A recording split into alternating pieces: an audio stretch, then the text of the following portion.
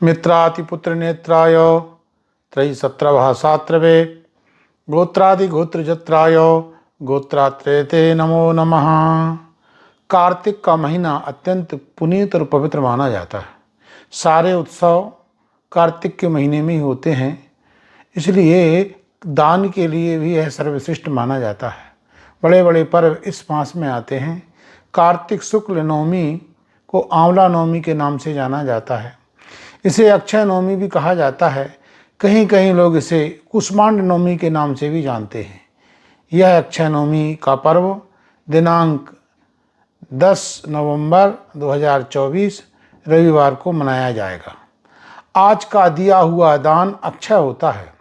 कुष्मांड में सोना भर के आज दान करना चाहिए। सोना भर के यदि दान करेंगे तो यह दान अक्षय हो जाएगा। आज के ही दिन से कृतयुग अर्थात सतयुग का आरंभ होता है। ये सतयुग के आरंभ की तिथि मानी जाती है, इसलिए इसको अक्षय नवमी कहा जाता है। आज ही के दिन भगवान विष्णु और तुलसी के विवाह की तैयारी प्रारंभ हो जाती है। 3 दिन पहले से यह तैयारी होती है। इसे विष्णु त्रिरात्र व्रत भी कहा जाता है।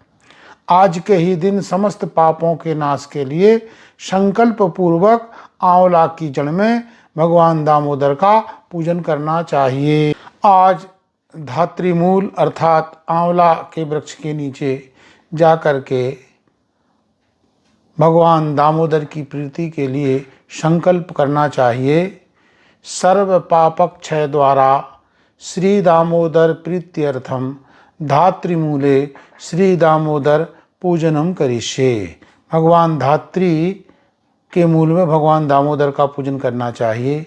पुरुष सूक्त से की 16 ऋचाओं से भगवान नारायण का, जिनका नाम दामोदर है, उनका पूजन करना चाहिए।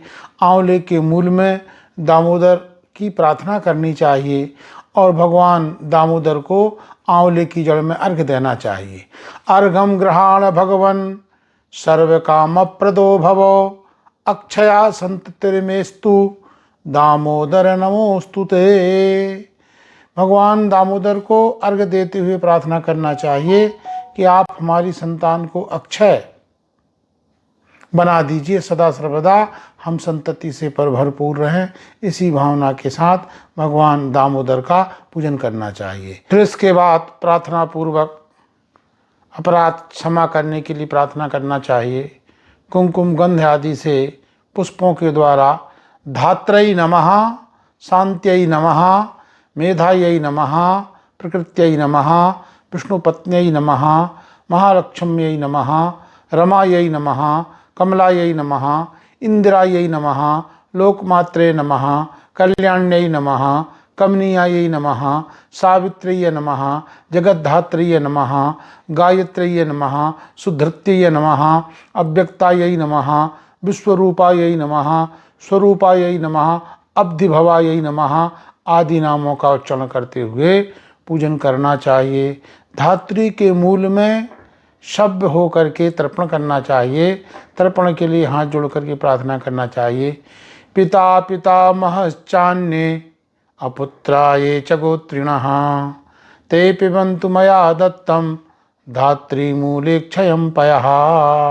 अपने पिता को, पितामह को और हमारे गोत्र में जो संतानहीन मर चुके हैं, ऐसे लोगों के लिए धात्री के मूल में आंवले की जड़ में तर्पण करना चाहिए और उस तर्पण के प्रभाव से आप समझ लीजिए उनको अक्षय जल की प्राप्ति होती है। और धात्री की प्रार्थना करना चाहिए। दामोदर निवासायै धात्रै देव्यै नमोस्तुते सूत्रेणानेन वदनामि सर्वदेवो निवासिनी। इस प्रकार से वृक्ष के चारों ओर सूत्र का वेष्टन करना चाहिए।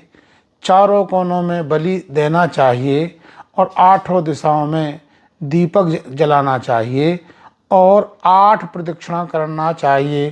प्रदक्षिणा करने के बाद आंवले के सामने जाकर के प्रार्थना पूर्वक नमस्कार करना चाहिए। धात्री देवी नमस्तुभ्यं सर्व पापक्षयं करी पुत्रान् देहि महाप्राज्ञे यशो देहि बलं च मे प्रज्ञां मेधां च सौभाग्यं विष्णु भक्तिं च शाश्वतीं निरोगं कुरु मां नित्यं निष्पापम कुरु सर्वदा। इस प्रकार से आंवले के मूल में समस्त देवताओं का निवास होता है, भगवान दामोदर भी उसमें निवास करते हैं। हे धात्री देवी, आप कैसे समस्त देवताओं को मैं इस धागे से बांधना चाह रहा हूँ, लपेट रहा हूँ। इस प्रकार धागे को चारों ओर लपेटना चाहिए और प्रार्थना करना चाहिए कि आप मुझे पुत्र दीजिए, यश दीजिए, बल दीजिए, बुद्धि दीजिए, प्रज्ञा दीजिए, मेधा दीजिए, सौभाग्य दीजिए और भगवान विष्णु के चरणों में मेरी निरंतर प्रीति बने, ऐसा वरदान देते हुए मुझे सदा सर्वदा के लिए रोग रहित कर दीजिए, सदा मैं पाप रहित हो जाऊं। इस प्रकार कांसे के बहुत बड़े पात्र में, सोने के पात्र में या चांदी के पात्र में, जो आपके पास संभव हो, जो आपकी सामर्थ्य हो, उसमें घी घर भर करके ब्राह्मण को दान करना चाहिए। कार्तिके कुष्मांड दानम कुर्यात। इस विधि के अनुसार कार्तिक महीने में कुष्मांड में, कोहड़े में सोना भर करके ब्राह्मणों को दान करना चाहिए।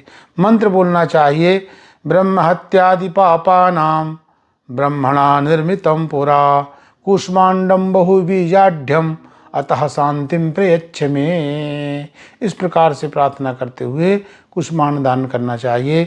इस प्रकार से यदि आंवला नवमी का विधिवत आंवले के नीचे भगवान दामोदर का पूजन किया जाएगा तो हम सभी लोग इस नैमित्तिक कृत्य के संपन्न करने के साथ पाप से मुक्त हो जाएंगे।